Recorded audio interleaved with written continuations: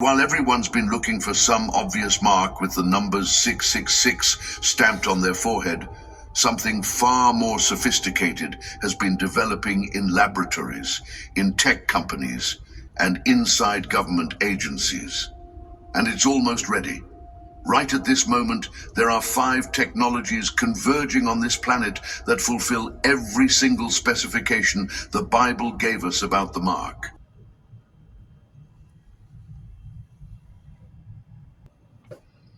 Good evening, everyone. Happy Sabbath, and welcome to tonight's episode of Bible Chatter. I will be airing this. This is being done on Friday night, but I will be airing it Saturday, because otherwise nobody will even know I posted this episode. This is Tribulation of the Beast, Part 2. Tribulation of the Beast, Part 2. I'm going to have an excellent Sabbath night tonight. I'm going to my spot. I'm going to spend about 4 or 5 hours there, hopefully. I'm going to camp there for a little bit. I'm not going to sleep there all night, but I'm going to camp and maybe have a campfire, etc. But we're going to pick up where we left off. We were discussing all the points that point to the Antichrist, and we're going to leave off, or we're going to pick up with talking about how the beast would receive a deadly wound, and that's from Revelation 13:3. Okay? Now, the deadly wound was inflicted when Napoleon's general Alexander Berthier entered Rome and took Pope Pius VI captive in February of 1798.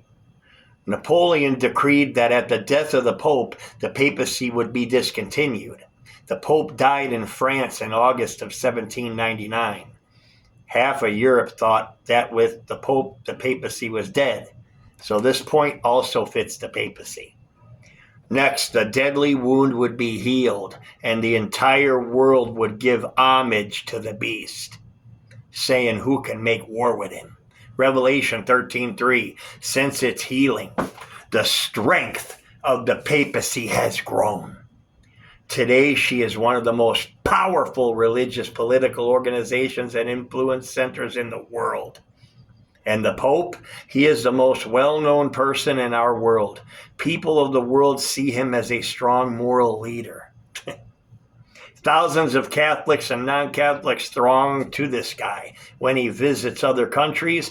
In 2015, he spoke before a joint session of the U.S. Congress for the first time in history. And about the papacy, an American ambassador has said the Vatican is unmatched as a listening post. Papal structure is already prepared for worldwide control. And clearly the wound is healing and the eyes of the nations are upon the Vatican, fitting the prophecy of the Bible. Okay? Next we got it would become a strong political power. Revelation 13:3 and 7. Okay? Then it would become a very powerful religious organization. Okay? Then it would be guilty of blasphemy. Revelation 13:5 and 6. The papacy is guilty of blasphemy because her priests claim to forgive sins and her popes claim to be Christ himself. How sick is that? The ego of this guy. Okay? And then next it would make war with and persecute the saints. Revelation 13:7. So we are not going to be pre-trib raptured. Do you listen? The beast will make war with and persecute the saints. That's us, believers. But we are not going to be saved by Jesus in some secret recon mission. Pre-trib, no. It's not what the Bible teaches. The rapture happens at the second coming. The dead will rise first, and those who are alive will be caught up to meet the Lord in the air. That's the second coming. And you got all these Christians thinking that it's not. That it's earlier than that. It would have happened already. If there was a pre-trib rapture, it would have happened already. They're about to implement the mark of the beast, and we're still here. Why? Because there's no pre-trib rapture. We will be martyred for Jesus.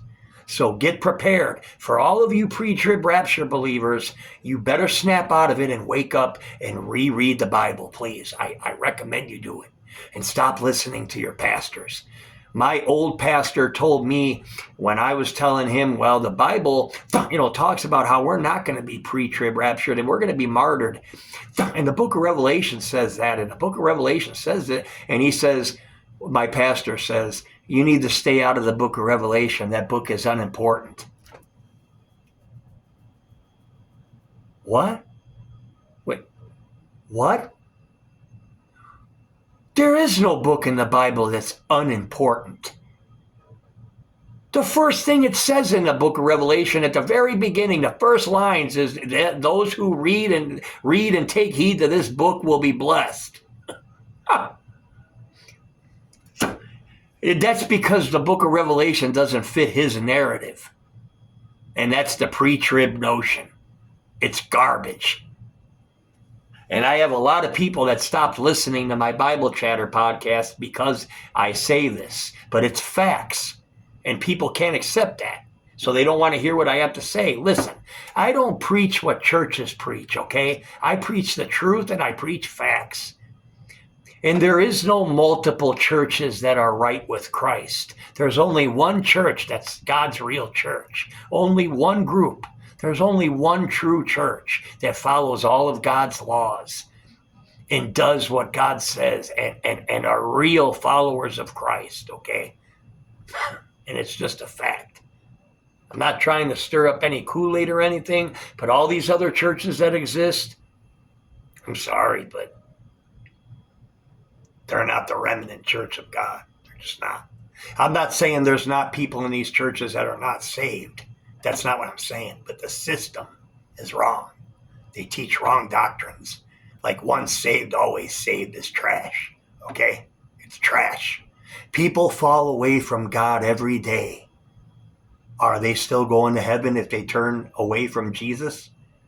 So you're saying once saved, always saved. So because they were saved, so they could turn away from God, go back to the life of sin, commit sin every day, go back to the life of sin, turn away from Christ, and they're still going to heaven, right? Because once saved, always saved, right? The Apostle Paul in Galatians 5 talks about this. How you were once saved. You were running well. What hindered you? What stopped you? What turned you away from the gospel that you once served?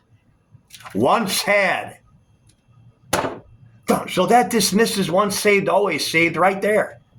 And that's just one part I'm talking. There's several parts of the Bible I can refer to that shoots down once saved, always saved. Okay?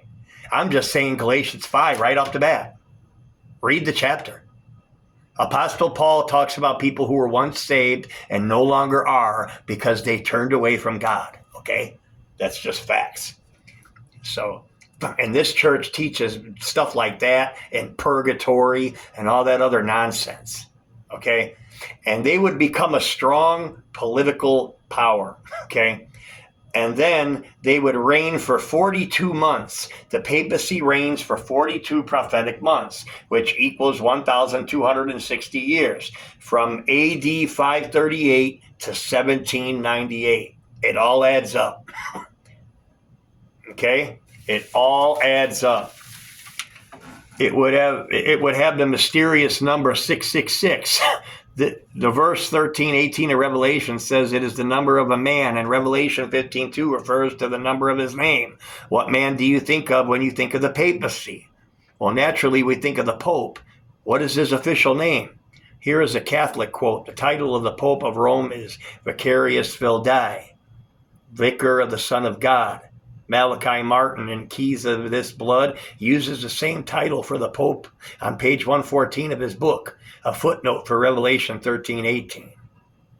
Okay, and some Douay versions of the Bible says the numeral letters of his name shall make up this number. Notice the chart, it shows what happens when we total up the Roman numeral value of the letters of the name again. And the papacy fits this identification point. The beast with the mark is the papacy. No other power in history could possibly fit these 11 perspective points. Now that we have positively identified the beast, we can discover her mark or symbol of authority. But we got to take a look at God's side of authority first. And we will do that in part 3 of Tribulation of the Beast. So until then, stay good, stay godly in Jesus, and love your neighbor as yourself. God bless.